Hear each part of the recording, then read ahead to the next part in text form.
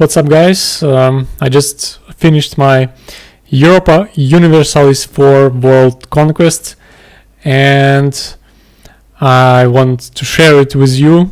I finished it in 1765 year. It's a very rich, powerful, stable Mughal empire. I just wanted to show you the list of achievements I got during this run, and I also want to admit that I have started it in about October 2019 and finished it only now before the release of 1.30 patch. So it took me a lot of time, but I'm really proud of this. I could done it. I had a lot of patience during this run, and I finally achieved it. World Conquest. Here is a list of achievements. You can read it if you want. The main point I had during this run, I wanted to make a very stable and rich empire. So if you check the following screens, I got a very stable government with +5 advisors. The key moment of Mughals is a formidable nation that it has a quite suitable government reform for conquering the world, and it is called a Mughal Divan. It allows you to assimilate all the cultures that you conquer, so you don't need to really culture convert anything, and all the cultures became accepted, which makes your empire even stronger, and you also get additional bonuses from assimilating the whole culture groups. It's really fun mechanic that allows you to make world conquest even easier. So let's take a list token, and I'll show you. So I get 100 absolutism. I have a lot of accepted culture because I have conquered all of the territories. I have a lot of bonuses for assimilated culture groups. Here is a list of great powers. As you can see, none of the independent nations are available, so I'm the only person that holds the entire world with almost 25,000 developments. It's quite a lot, and I'm really rich country. I get plus 3,000 income. I mean, only a positive balance. The whole income is even more. I also got zero corruption, which is really I'm proud of, because almost all the time when you go for world conquest achievement, you get a lot of corruption because you have a lot of territories which you cannot put into states, and this modificator makes your world conquest quite hard. But with some proper management, with spending a lot of money for rooting out the corruption, it's even possible to have zero corruption. What else? I'm kind of ahead of time in all technologies. This is a list of ideas I got. So for my world conquest, I took the following ideas. I'll try to describe it briefly. Why do I take a certain ideas? So administrative idea, group of ideas, I take it because of this modificator. So you got minus 25% for a core creation. The rest of ideas is not so useful, but they are fine. Aristocratic group of ideas I took because my main my main goal was to make national unrest as low as I can. So administrative is fine for what? In administrative group of ideas, you got this policy with religion ideas that gave you an -1 national unrest and +1 missionary strengths. It's kind of cool. So then goes religious ideas, which gives you 2 additional missionaries, and also it gives you Deus Vult Casus Belli against other religions, so you don't even need to fabricate claims or anything else. So this idea is kind of cool, and you also get additional policies that you can take, which will increase the missionary strengths and reduce the national unrest.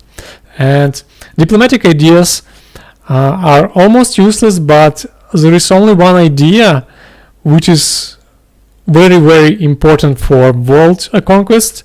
So with this idea, you get -20 war score cost against anybody else in other religion. So, for example, if you are at war with some Chinese countries, European countries, their provinces costs quite very cheap. So with administrative efficiency and this idea, you can take a lot of provinces in a single war. It's kind of useful.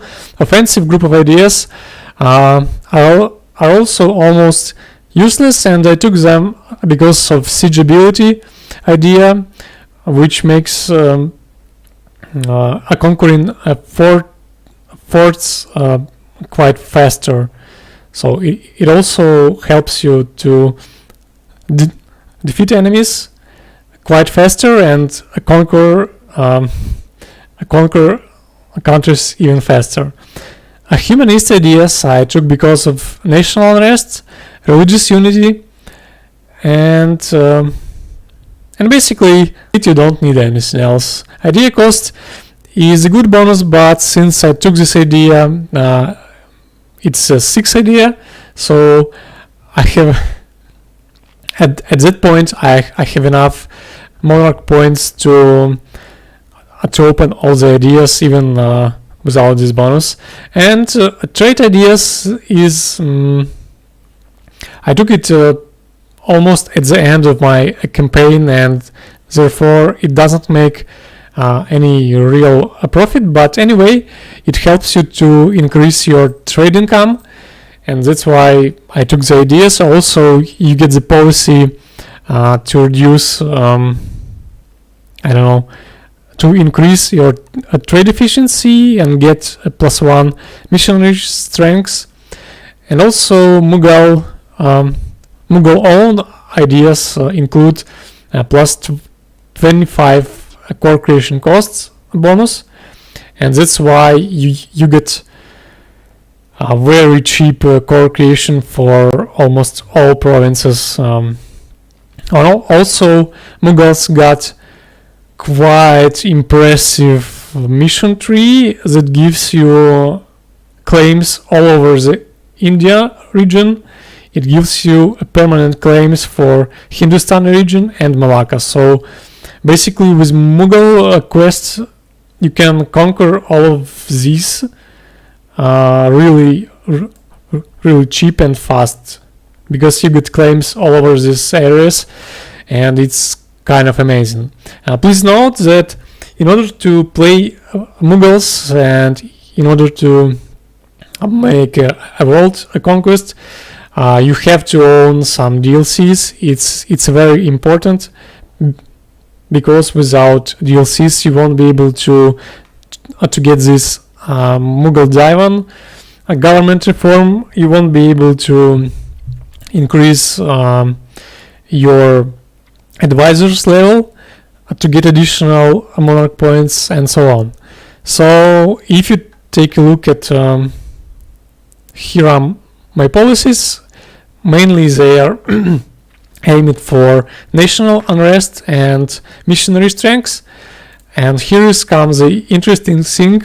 So in my last war against Spain in Europe, I have conquered a bunch of provinces. Here is the list, and if you can see the cost for coring these provinces, it's quite amazing. So you can core a 30 development province for even 8 monarch points administrative.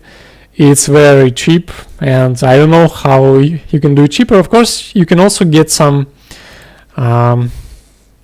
maybe some policies and ideas, but it's quite cheap.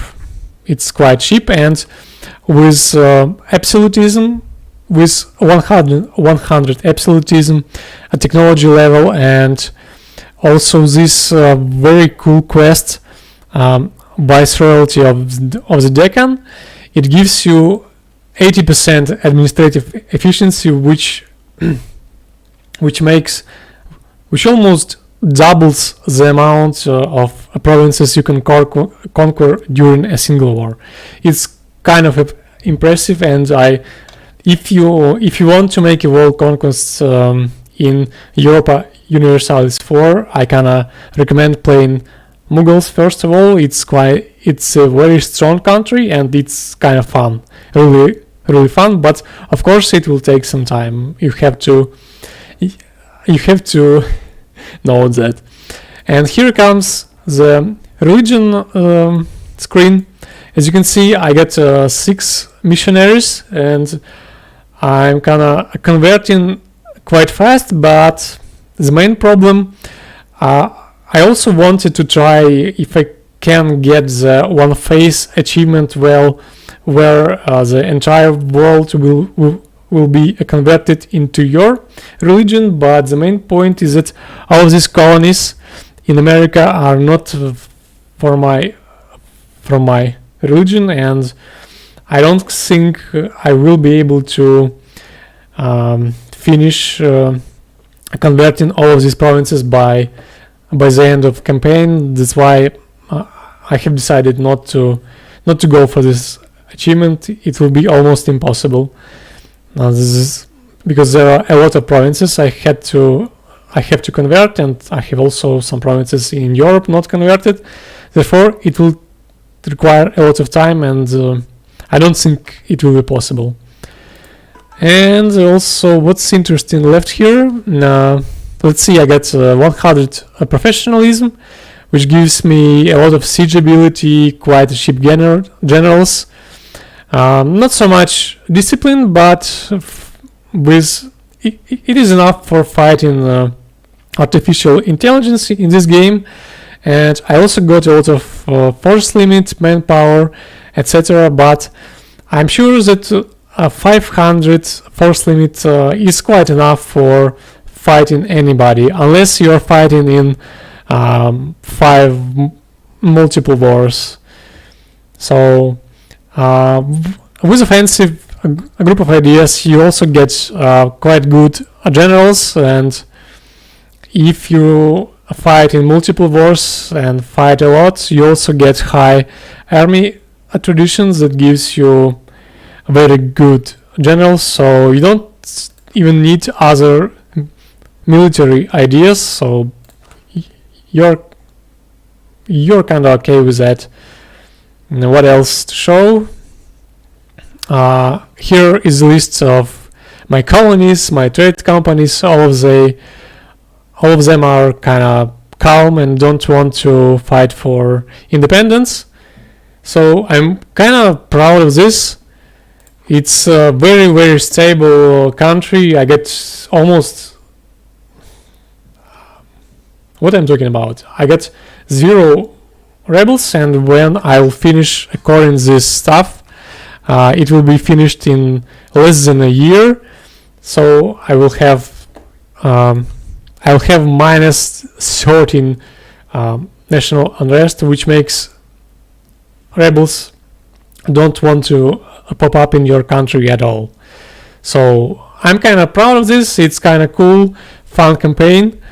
I have made several mistakes, and it could be even done better, I'm sure. I have also like 0 mercs. I think I got literally 0 mercenaries, and I have no loans. I kind of think I don't need any loans at this time and at this amount of money. And also, what can be done better? I also never came out of 100%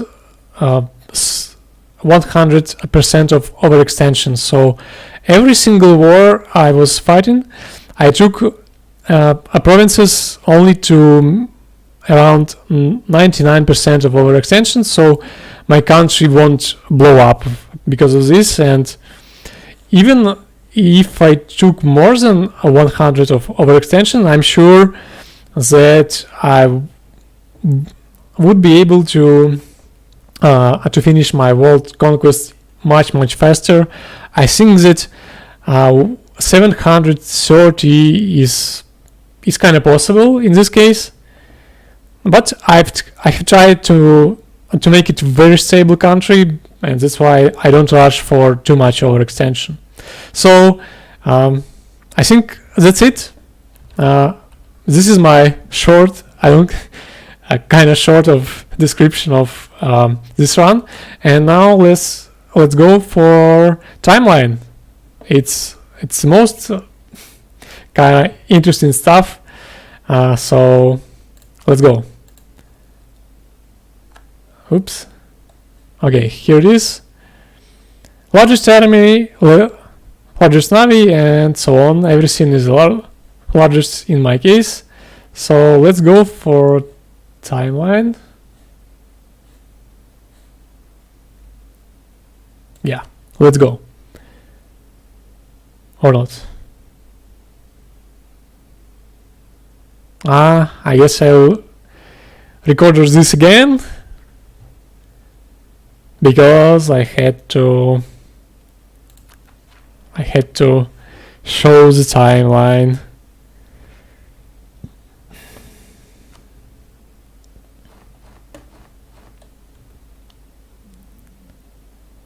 Okay, so here goes the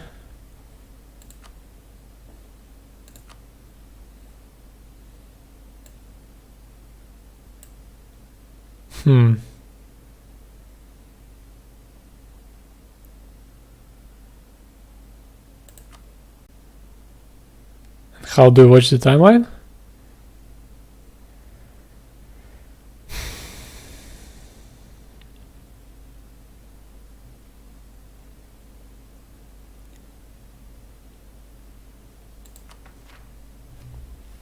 Not sure where I can see it.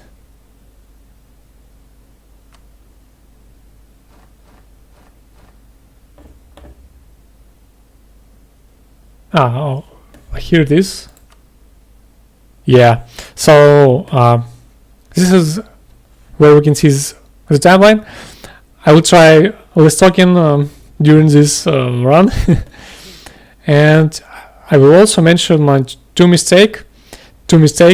First, my mistake, I have actually made a Sir Hind vessel, and currently I don't think I was supposed to do that, because I have spent like 10 or 20 years annexing it, and that's not really the case you want to do and spend that amount of years.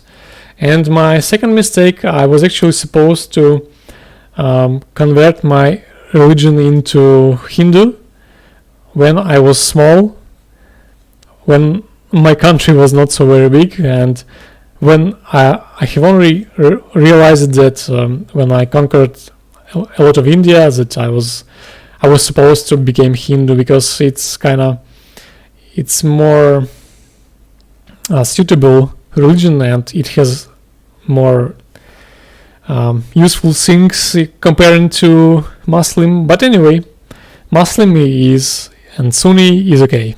So let's go.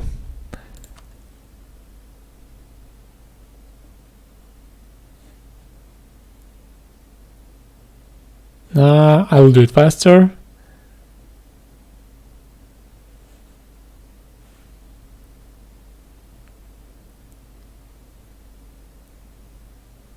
So here goes Mughals in 1480, and then becomes India Rush.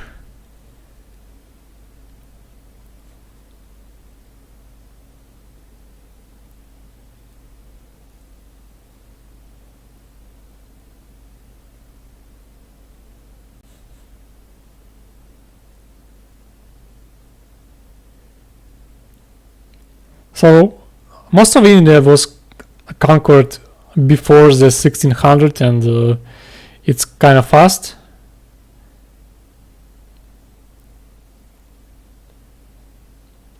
And after 1600 you get absolutism mechanics. I have also felt into court and county disaster to get even more maximum absolutism. And here I have also released Deccan Vessel for a nice quest which gives you an additional administrative efficiency, and at that time it was just a matter of time when I will conquer all of the entire world. So the Commonwealth will fall in one war. It's kind of cool.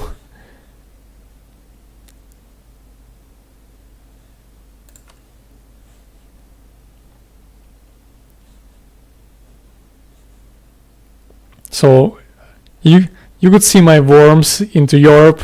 They're kind of cool. I have also admit that Great Britain fell into a personal union with Spain, and I have decided to keep a lot of miners in Europe. So Spain was the HRE emperor, and with fighting a single miner in Europe, I could involve Spain to go into war with me. So I don't even need the to truce break anyone. It's kind of cool strategy. So you keep some miners in Europe, and you don't have to truce break bigger countries. So that's it. A world conquest is almost ready, and I hope you will also enjoy it as I did. Good luck, anyone.